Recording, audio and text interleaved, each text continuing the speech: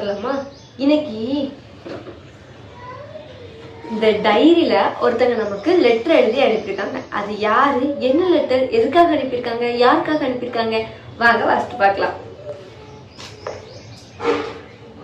வாசிக்கலாமா? அனுப்புனர் கழுதை, பெறுநர் இதை கேட்பவர்கள். மதிப்பிற்குரிய பெருமக்களே வணக்கம். என் பேரு கழுதை.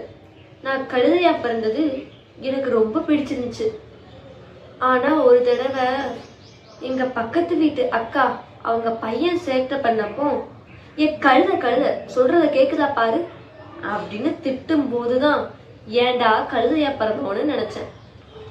இவ்வளவு ஏன், என் கூட சேர்ந்த மற்ற கழுதைகள்லாம், அதாவது எங்க அப்பா கழுதை, என் அண்ணன் கழுதை, இப்படி எல்லாரும் சவாரிக்கு போயிடுவாங்க.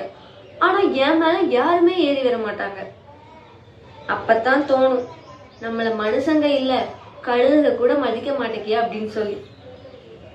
எல்லாராலையும் ஒதுக்கப்பட்டு ஒரு ஓரமா ஒரு மரத்துல என்ன கட்டி வச்சிருந்தாங்க. திடீர்னு ஒரு நாள் 2 பேரு வந்தாங்க. என்னை கட்டுன அந்த கயிறை அவுத்துட்டு இருந்தாங்க. எனக்கு கனவா இல்ல நனவானே தெரியல. ஆளால மரத்தை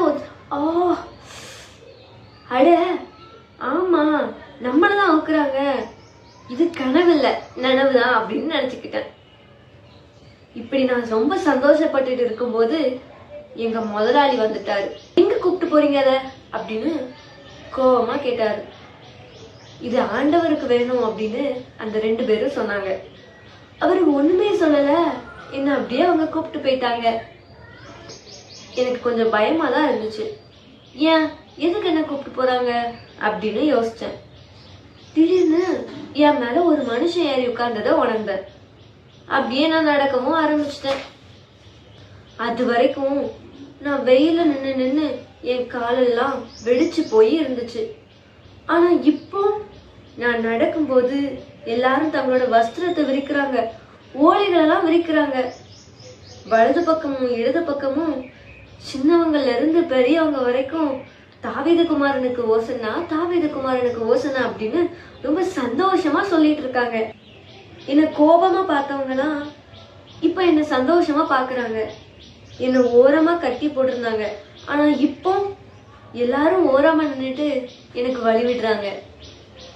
நான் குனிஞ்சிட்டு இருக்கிறதுனால மனுஷங்க முகத்தை பார்த்ததே இல்லை.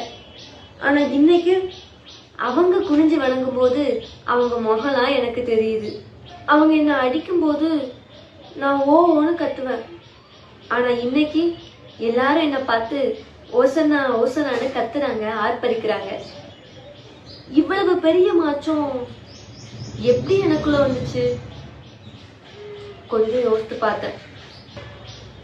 ஒரு மனுஷன் என் மேல ஏறினதை உணர்ந்தல்ல, அதுக்கப்புறம் தான் இதெல்லாம் நடந்துச்சு.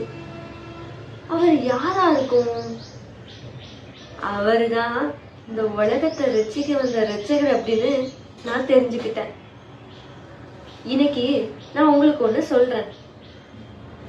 அவர் என் மேல ஏறினதுக்கு அப்புறம் எவ்வளவு பெரிய மாற்றம் பாத்தீங்களா? நீங்களும் என்ன மாதிரி ஒதுக்கப்பட்டு இருக்கீங்களா, இல்லைன்னா ஓரங்கட்டப்பட்டு பிறரால நிந்திக்கப்பட்டு இருக்கீங்களா? இன்னைக்கு நான் உங்களுக்கு ஒண்ணு சொல்றேன். இன்னைக்கே இயேசுவ உங்க உள்ளத்துல, உங்க இல்லத்துல ஏத்தி வச்சுக்கோங்க.